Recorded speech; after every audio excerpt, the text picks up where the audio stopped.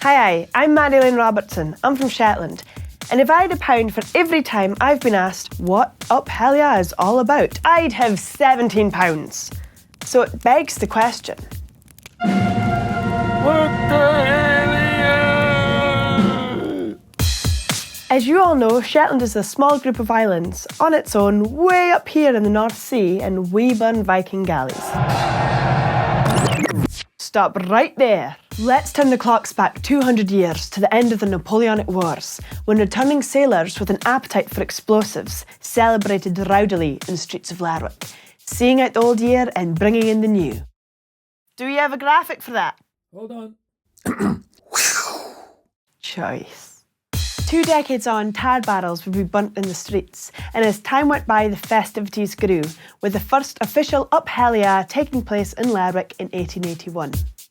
As the years have passed, this number has grown, and now we celebrate in style, not just in one festival, but 12, each with its own unique flavour. But they all share the same 4 essential ingredients. Ingredient 1. Squads. An Up Helly Aa can have a huge number of people participating in the spectacle. And these are not just random people that have turned up unannounced, like your brother when he's wanting to borrow something. Yoo-hoo, my Len, I win. I was wondering if you could see a wet possibly lending me a tenner. No, these people are highly organised groups known locally as squads. There can be anything up to 50 geysers in a squad. They're called geysers because they're in disguise. Each squad is made up of friends or acquaintances of all ages and from all walks of life, as it's pretty much a classless society up here in Shetland. There are also sometimes groups of musicians whose job is to keep the party pace going through the night. This can mean playing for anything from 3 to 24 hours. It's never a long night because you're enjoying a tune and doers just fly in. It's great. There can be anything up to 50 squads. And contrary to popular belief, Up Helly Aa isn't all about Vikings. In fact, at each fire festival, only one of the squads is dressed as Vikings. And this is known as the Jarl squad, led by the chief Viking known as the Guizer Jarl. He's a squad member who served his time on the festival committee over a number of years until becoming numero uno, the head honcho, the big cheese, the main man, or woman. Leslie Simpson became Shetland's first female Jarl at the South Mainland Up Helly Aa in 2015, setting a new standard. Leslie, how did it feel to be the first female Jarl? Oh, it was fantastic. What a brilliant experience. But I think that the honour of the first female Guizer Jarl goes to the Walls Brownies. Have they not had that for the last 30 years? The Walls Brownies have their own Up Helly Aa on the west side of Shetland, now in its 30th year. In fact, Mary-Elaine, were you no a Guizer Jarl? I was indeed. Oh, sorry about the photo. I got so excited beforehand that I had a nosebleed and there's blood on my face. Berserker. The Jarl squad for each festival works tirelessly over the previous year, making their suits, shields and weapons by hand. It's all kept very secret. But here's a sneak peek into some of the work.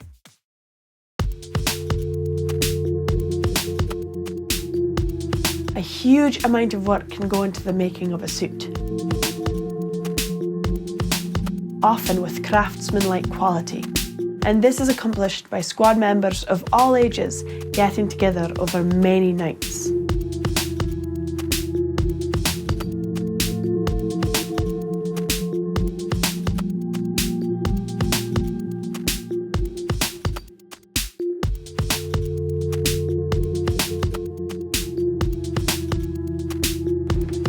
The suits are kept under wraps and are only revealed on the morning of each Up Helly Aa.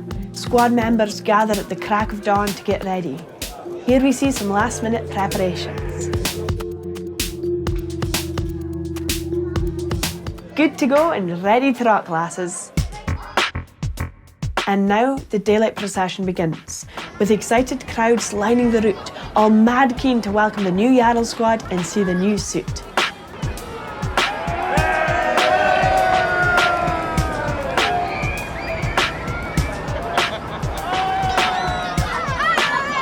After the obligatory photo calls, the Jarl squad will then spend the rest of the daylight hours visiting the schools and old folks' homes in their area, so everyone gets to take part.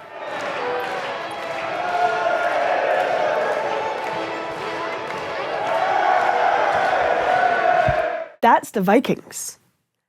The vast majority of participants are dressed as something completely different. TV celebrities, local characters, pop stars, monsters, you name it. Whoops! Steady there, Cyberman. These squads can have up to 30 members. The squad also contains some youngsters who help out. These are known as fiddlebox carriers and are usually the children of squad members.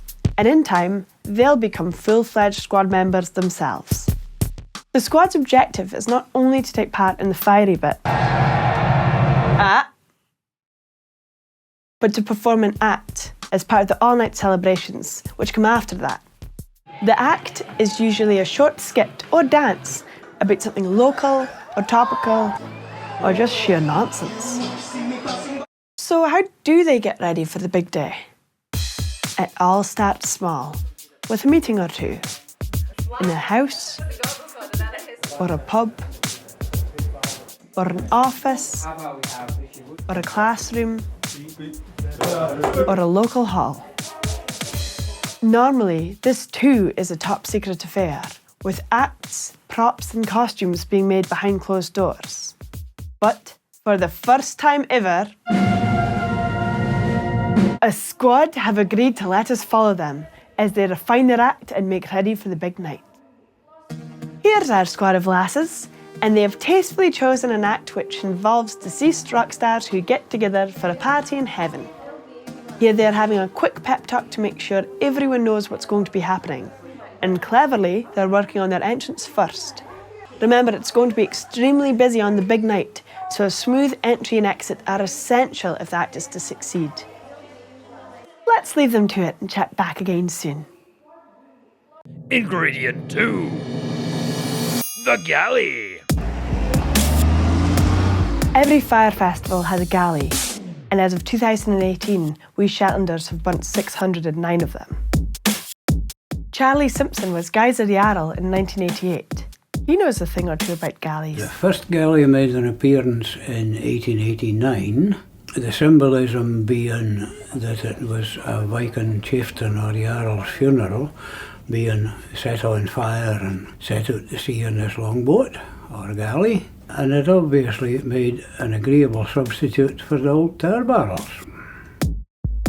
Each galley is built specifically for that festival's Guizer Jarl, and as with the suits, they too are built shrouded in secrecy.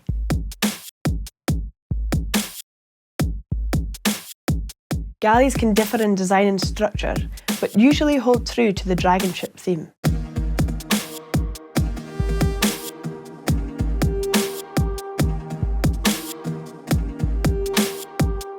These are built by craftsmen and helpers who volunteer their time and skills over the winter evenings. Here we see the Scalwa guys busy on their galley, and the South Mainland builders working on theirs. The galley is painted and decorated according to the wishes of the Guizer Jarl. Painting the galley can take quite a while too, according to the different designs. Yeah, it has to be good enough to burn. Here we see the Delton galley, whose shields have been painted by the local school bairns.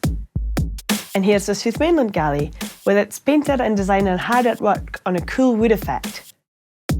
Nice one, Eric. So we probably put in about 1,200 hours into working on the galley, and then the painters on top of that. Oh, it doesn't take long to burn. Half an hour, maybe something like that. Well, this video can't be 1,200 hours long, so we sped things up a bit.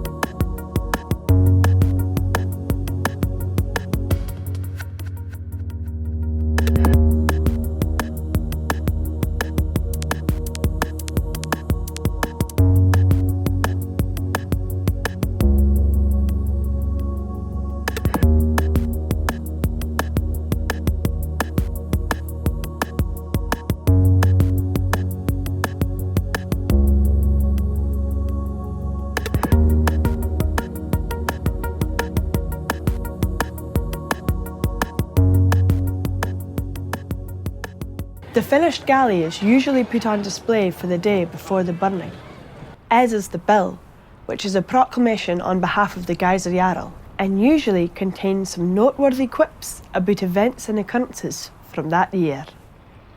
Now, let's have a quick look at how our lasses squad is coming along. Looks like our lasses have got themselves a nice country hall to practice in today. A bit of waiting around till everyone arrives, and here we go. And they're starting with the round the hall walk. Easy with that broken leg there, Marcia. A few wigs in evidence now, and costumes. Can't tell who all the celebrities are yet, but I'm sure that will all become apparent. Let's leave them to it and get back to the task at hand. Ingredient 3. The procession.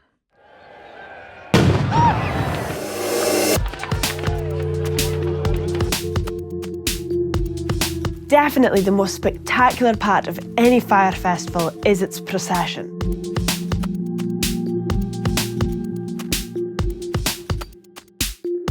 Every geyser is equipped with a paraffin-soaked torch to carry, sometimes for miles, on the way to the burning site, whatever the weather. Couple the spectacle with the bizarre squad costumes, and it's starting to look quite unusual. The torches themselves are made by the torch makers, who can make anything up to 1,000 torches for a festival. For the South Mainland Up Helly Aa, we make about 600 torches every year.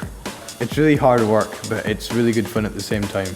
Over the years, they've perfected the recipe for a torch that holds its flame despite the sometimes torrential weather. It wouldn't be much of a burning if they couldn't light the galley.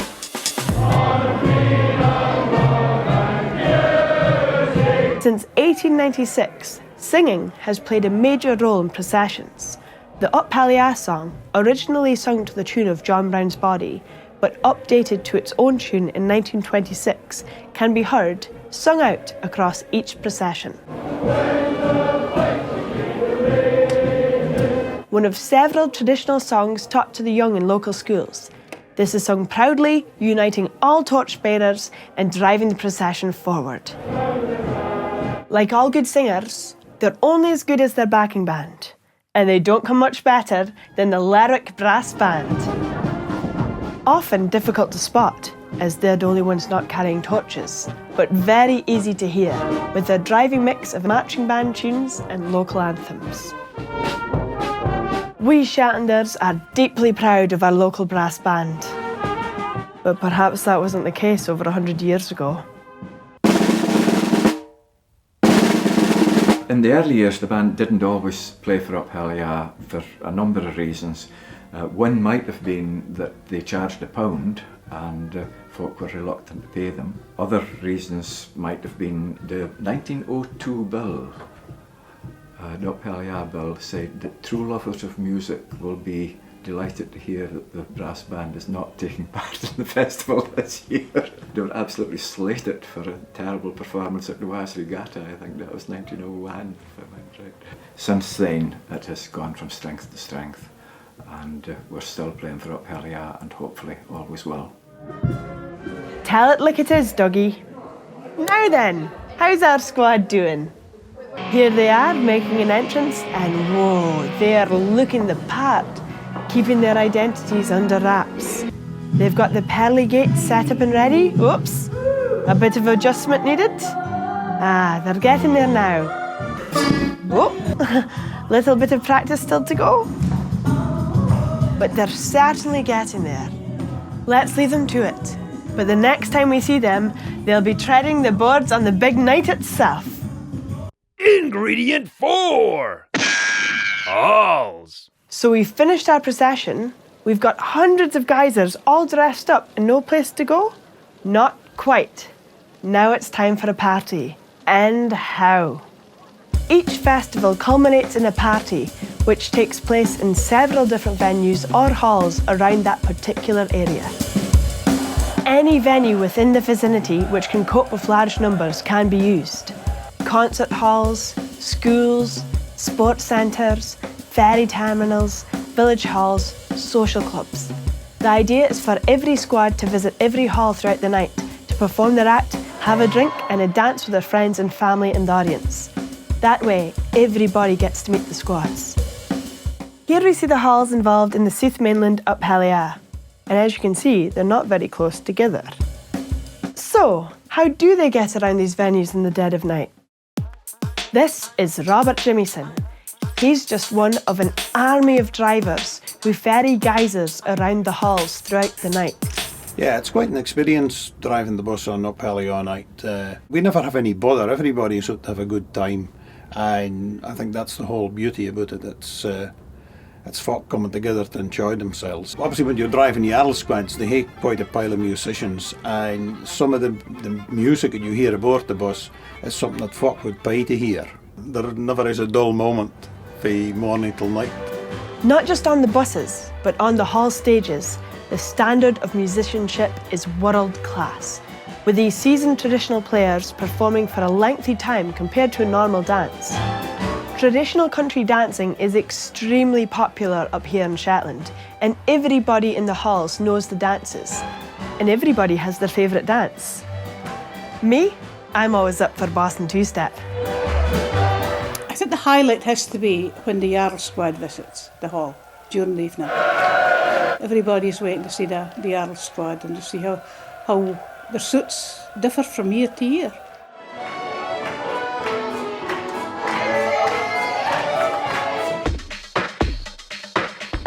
There's a lot of hungry mouths to feed throughout the night, what with the hundreds of guests and geysers. So again, an army of volunteers, known as hosts and hostesses, have come together in each hall in the nights before to cook and prepare food.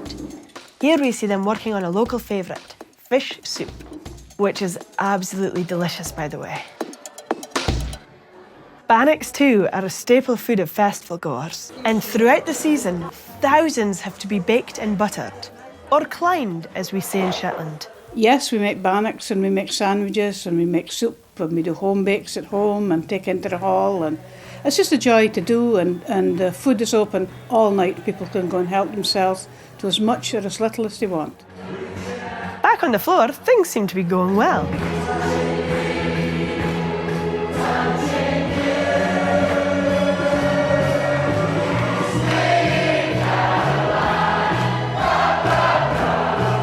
And with no sign of the pace slowing, how's our squad doing? Here's our lasses, on the way to the hall, getting in the mood. The van has stopped outside and it's still rocking. Come on lasses, let's do it!